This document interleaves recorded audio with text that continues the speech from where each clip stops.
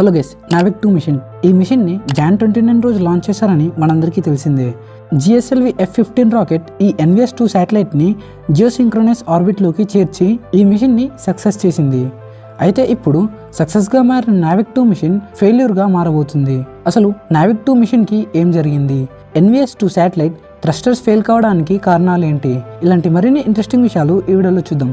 So ఈ వీడియోని ఎక్కడ స్కిప్ చేయకుండా ఎండ్ వరకు చూడండి. Let's start the video.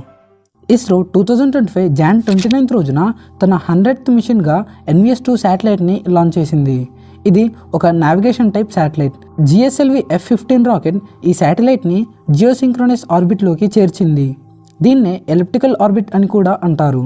ఈ ఎలిప్టికల్ ఆర్బిట్ మన ఎర్త్ ఈక్వేటర్ నుంచి 35,786 కిలోమీటర్ల ఆల్టిట్యూడ్లో ఉంటుంది. అండ్ ముందు చెప్పినట్టే ఈ ఆర్బిట్ ఒక కోడిగుడ్డు షేప్లో ఉంటుంది. ఇంకా ఈ ఎలిప్టికల్ ఆర్బిట్ మన ఎర్త్తో 20 to 30 degrees యాంగిల్లో టిల్ట్ అయ్యి ఉంటుంది. ఈ మిషన్ ఇక్కడి వరకు బాగానే ఉంది, కానీ నావిగేషన్ టైప్ శాటిలైట్స్ ప్రాపర్గా పనిచేయాలంటే అవి జియోస్టేషనరీ ఆర్బిట్లో ఉండాలి. ఈ జియోస్టేషనరీ ఆర్బిట్ కూడా మన ఎర్త్ నుంచి దాదాపు 35,786 కిలోమీటర్ల ఆల్టిట్యూడ్లోనే ఉంటుంది. కానీ డిఫరెన్స్ ఏంటంటే ఈ జియోస్టేషనరీ ఆర్బిట్ ఒక సర్క్యులర్ ఆర్బిట్. ఈ ఆర్బిట్లో ఉండే శాటిలైట్స్ అన్నీ మన ఎర్త్ చుట్టూ సర్క్యులర్ ఆర్బిట్లో తిరుగుతాయి. అండ్ ఈ ఆర్బిట్కి ఎలాంటి యాంగిల్ ఉండదు.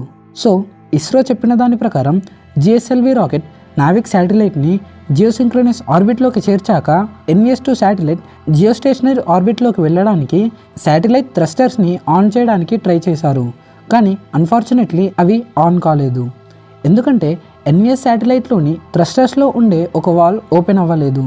క్లియర్గా చెప్పాలంటే మన ఎర్త్ మీద నిప్పు పుట్టాలంటే ఆక్సిజన్ కావాలి, కానీ స్పేస్లో ఆక్సిజన్ ఉండదు. కాబట్టి రాకెట్ ఇంజన్ని ఫైర్ చేయాలంటే ఆక్సిజన్ లాంటి ఆక్సిడైజర్ ఎలిమెంట్ ఏదైనా ఒకటి కావాలి. దాన్ని ఇంజన్లోకి పంపిస్తేనే ఇంజన్లో కంబన్షన్ జరిగి థ్రస్ట్ ప్రొడ్యూస్ అవుతుంది. ఇప్పుడు ప్రాబ్లం ఎక్కడ వచ్చిందంటే ఆక్సిడైజర్ ట్యాంక్ నుంచి ఇంజన్కి కనెక్ట్ చేసే ఒక వాల్వ్లో ఏదో ఒక ప్రాబ్లం వచ్చి అది ఓపెన్ అవ్వడం లేదు. దీనివల్ల శాటిలైట్ ఇంకా ఎలిప్టికల్ ఆర్బిట్లోనే ఉంది. కానీ శాటిలైట్లో ఉండే నావిగేషన్ సిస్టమ్ ప్రాపర్గా పనిచేయాలంటే అది ఖచ్చితంగా జియోస్టేషనరీ ఆర్బిట్లోనే ఉండాలి. సో ఇస్రో ఈ ప్రాబ్లంకి సొల్యూషన్ని వెతికే పనిలో ఉన్నారు. NVS-2 శాటిలైట్ ఎలిప్టికల్ ఆర్బిట్లో నార్మల్గానే పనిచేస్తుందని ఇస్రో చెప్పింది. దానిలో ఉండే సోలార్ ప్యానెల్స్ ఓపెన్ అయ్యి ఎనర్జీని కూడా జనరేట్ చేస్తుందని చెప్పింది. And other electronic devices like communication devices ప్రాపర్గానే వర్క్ చేస్తున్నాయని చెప్పారు.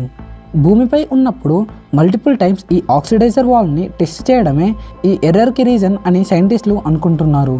సేమ్ ఇలాంటి వాల్వ్నే ఇస్రో మిషన్ గగన్యాన్లో కూడా వాడబోతుంది.